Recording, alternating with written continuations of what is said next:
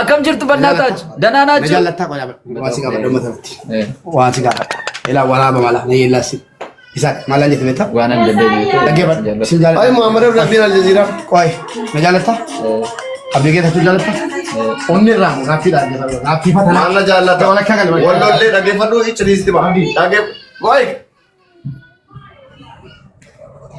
kan biraa jira qoy waayna godhenne maal na jaalata tuna jaalate mana weeti mannani fini taafta yaanu jira ni foone ya ida isa mana tiga teebiya bay maanta bareeda geesseera bareeda geesseera ni isa jira gurbichen isa mana tiga teebiya bay isa gurbichen kenna wala kagal si jaallanna isa zenu sagantan kenya sila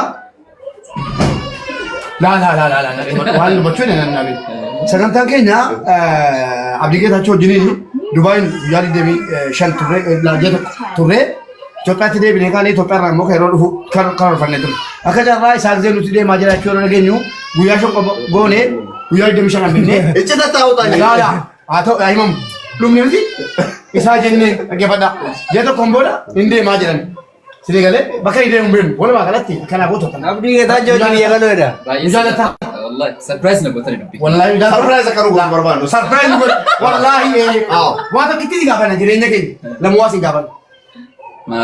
Waan tokkitti si gaafanna si kadhanna. Ana kargasi maqaa uummataa nama kuma tokko 700 ana yella isa abdi keessumaa namti maal kana taate ani la Nairobi abaanu wajjini waan nan hojjenneeranii finni rifeensa kun risa beeytaan ko akkan dheeratu kan isaa kuma man gocaala amma mo ergan fe kan mutu fateera kabajuma kooti ele kufiyaa kan no quraan ko Allahu akbar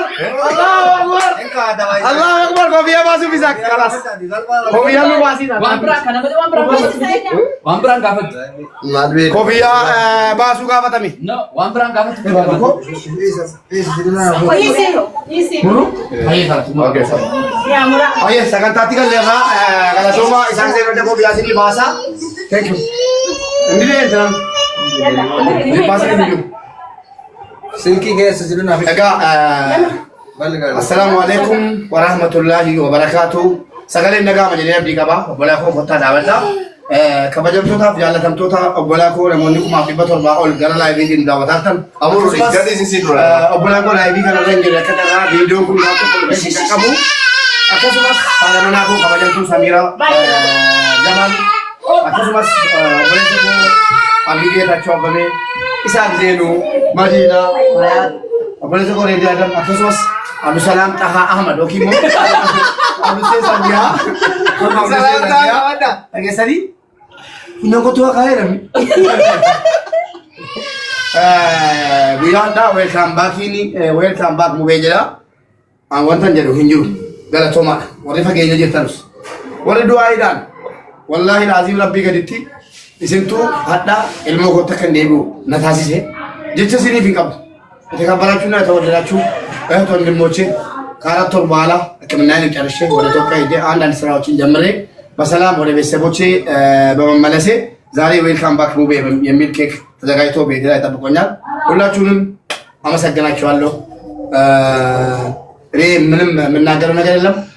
ገለቶማ ኦልፋዳ ኦቦላኮ አኩማ ማቲኮት ዱአይዳን ዋን ቀብለኒ ነብረራ በተኒ ገና ማቲኮት ነሌፍተን Rabbiin fayyaa keessan guutuu isinii fakkeenya bakka jirtanutti isiniin jedha. Galatooma galanni keessan isa dhumuu miti inshaallah.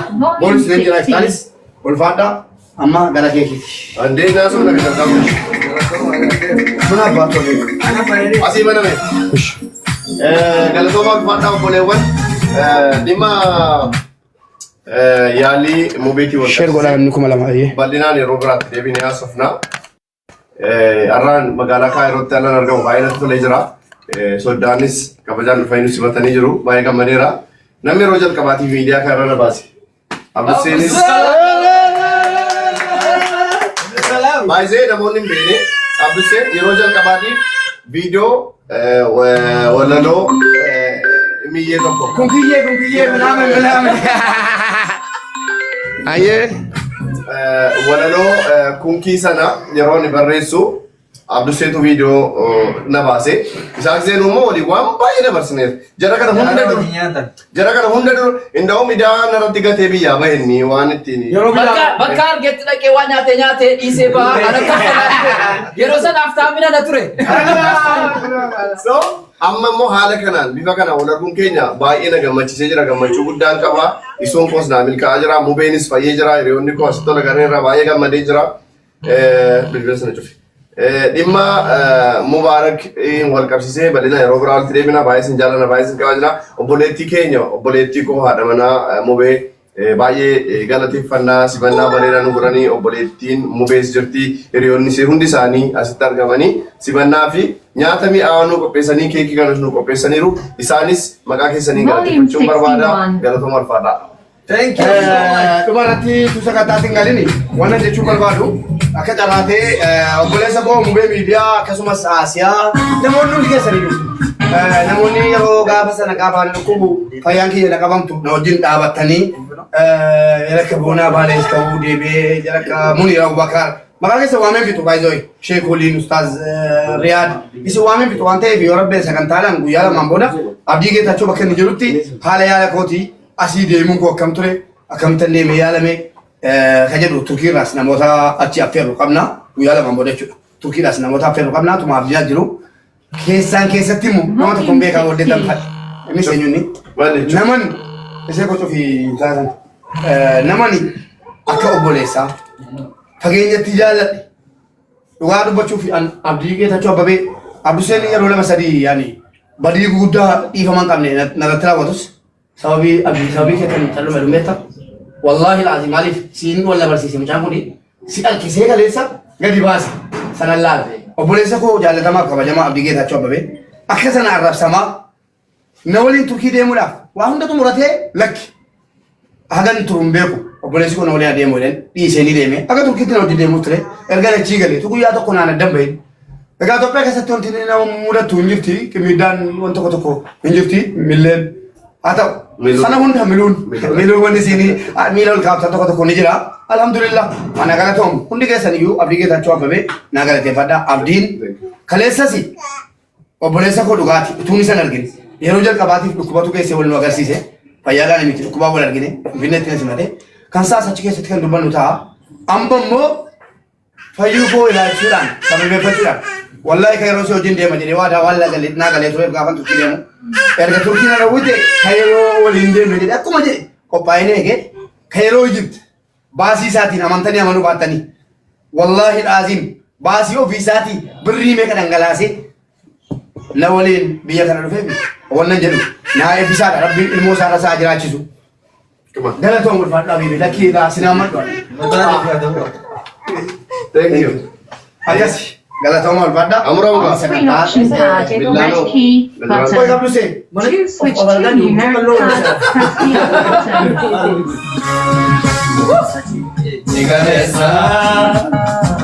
Samu, Samira. Gotu. Segar. Gotu. Oh, ini nih orang apa? Ol kama sekali. Sagalee ol qaba. Gotu. Oduu firaara nurraa. Aku masuk di kaca. Mata masuk. Ayo.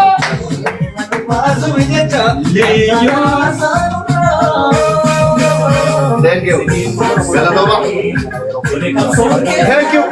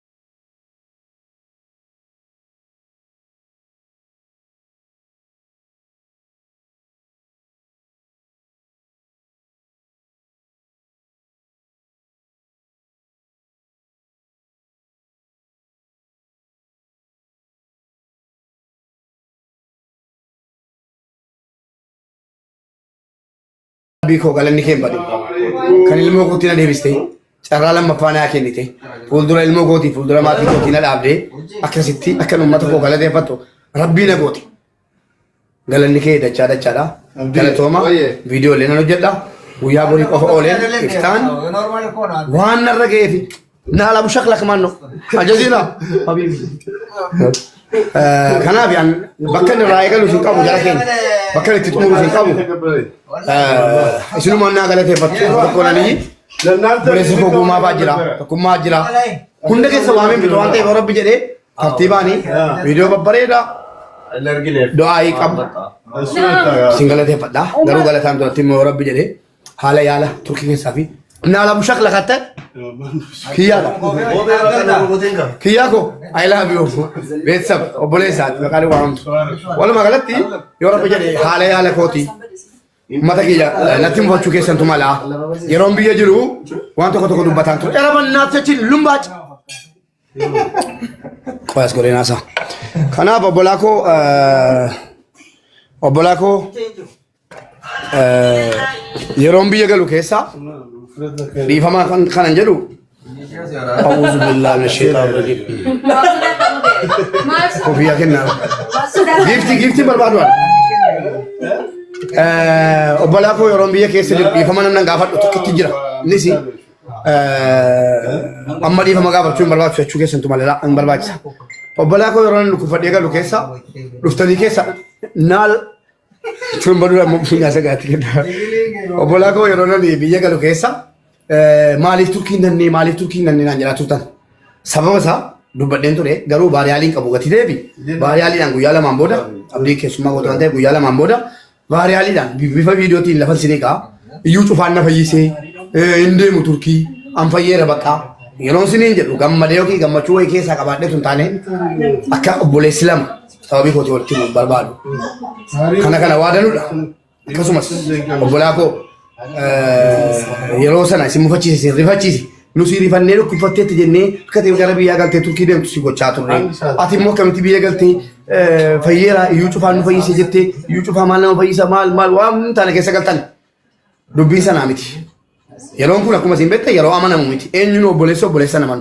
ana obboleessa koo maammee iyyuu guyyaa tokkittiin dhaqee argee salaamu alaikum jaafur Itoophiyaa fi turkii gidduu jiraadhe keessa wallaahi guyyaa lama fa'aa wal argina nama maammee nu dhageessanii kanaafi tartiibaan kairoodhaa maaltu na kaase gara biyyaatti maaltu na galche gara biyyaatti immoo turkii maaltu na geesse turkiyoo yaala kamiin fudhataa ture ragaanoo maali ragaan waraqaa maal ragaan doktorotaa ijoollee sikkoo mandoo turkii keessa jiran kan mana yaalaa na yaalchisaa turan ijoollee shawaa dhufanii mana yaalaa keessa na gaafataa turan obbolaa koo turkii keessa jirtan guutuu keessan galatoomaa asirratti dhiyaattanii guyyaa lamaan booda waan jiru ummataaf ifa godhaa jechuudha. Kanaaf warri qalbiitti dhabdanii edaanuu dhugumaan ni jedhamaa jiru.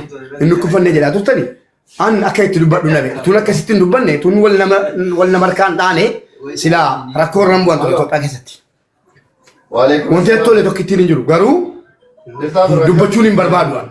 Sinitti meera obbolaan lama sababii kooti walitti bu'u hin fedhu banne Itoophiyaa keessa guyyaa lama ol wareegama kafalee ilmi Oromoo tokko intala Oromoo tokko maaliif wal lola jechuudhaafan dhukkunfataa mana akimiin ciisa callisii afaan qabadhe arrabsamaa hattuudha jedhamaa maal jedhamaa taa'e amma immoo ilmoo kootti rabbina deebisee miti jalqaba dhukkuba kootiitii kaasee maal kun immoo jalqaba dhukkuba kootiitii kaasee haga hadhaatti waan narra deemaa tureefi akkanitti dhaqee yaala koo argadhe moo hin arganne beellamni ji'a sadiin boodaa yoomi waa hunda isaa sitti fadhaa Marqos koo waan tokko barbaachisu wallaahi Marqos bara jireenya kootii bakka jalatti dubbadheen kee si argee fi miti bara jireenya kootii si dagachuu hin danda'an wallaahi ati yoo waa naan jette sigale yoo waa naan jette abbaa kootu waa naan jedhe obboleessa koo habiibi namni hedduun na jaallatan dhageesse namni hedduun na jaallatan namni hedduun kaleessa leencaa haga maalittaa kennaa turan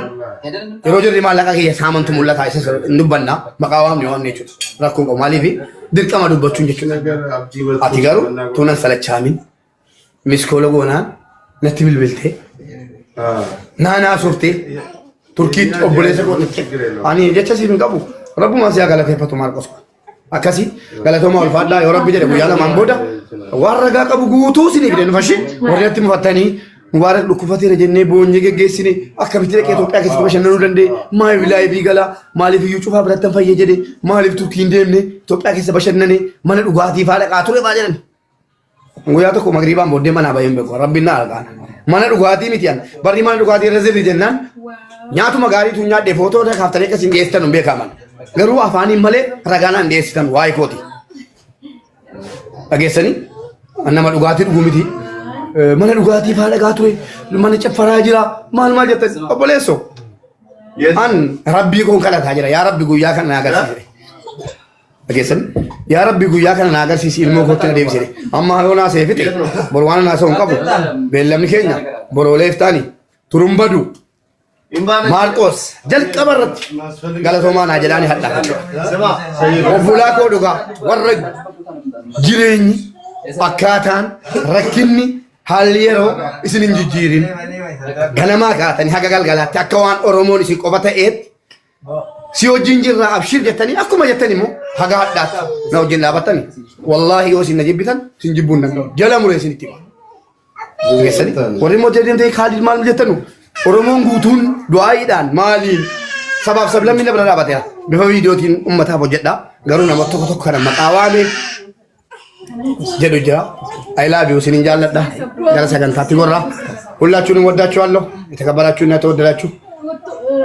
ውድ ኢትዮጵያውያን ትናንትና ታማል ብላችሁ ከኔ ጋር ቆማችሁ ዛሬ ቁሜ እንድናገር ዛሬ እዚህ ጋር ቁሜ እናንተ ፊት ለፊት ሆኜ ይሄን ለመናገር ላበቃኝ ፈጣሪ አልহামዱሊላህ ብዬ አመሰግናለሁ እህቴ አሲያም ሙባሪክም ሁላችሁ አመሰግናችኋለሁ አይደለም ከኔ ጋር በጸሎትና በሳንቲማችሁ መቆም አይደለም እየሰደባችሁ ለነበራችሁ ራሱ ቁሜ ይሄው አመሰግናለሁ እኔ የፈለኩት ቁሜ ዛሬን ቀን ማየት ልጄ ጋር ተመልሼ ልጄን አቅፌ መሳም እንጂ የናፈቀኝ ሞትኩ አልሞትኩ ነብያችንም ሞታል አለይሂ ሰላም ማንንም ይሞታል አልহামዱሊላህ ዛሬ ወደ ሀገሬ ወይ ደግሞ ወደ ሁለተኛ ሀገሬ ምንሆንበት ኢጅፕት ቤተሰቦቼ ጋር ተባርኬ ያለው ኢንሻአላህ በቪዲዮ አመሰግናችኋለሁ ሁሉን ነገር ያለውን ነገር በመረጃ ስለ ህክምናውም ስለምኑም በመረጃ ንጹህ በሆነ መንገድ እንደ ትላንት ነው መረጃ አምጣ አልታመምክም ምናምን ብሎ ቤታቸውን እያመቁ እንደነበረው ሳይሆን ያለውን ነገር እውነታውን ማለት ካቶሊክና ማርቆስ ማይ ብራዘር አመሰግናለሁ ተመልሻለሁ ዴቤን ጅራ ሲን ጃለዳ ሰጋንታ ወርባደን ኖርዶፋ የወርባደን ሞ በሸነና ለቃቲ የረብ ጀዴ ሰጋንታንኮ torban kan tokko lama imala turki imala mali hala dhukkuba kooti hala mali hala yaala kooti hunda isaa siniif sina I love you bye oh mangisti ko wale nusa oh my god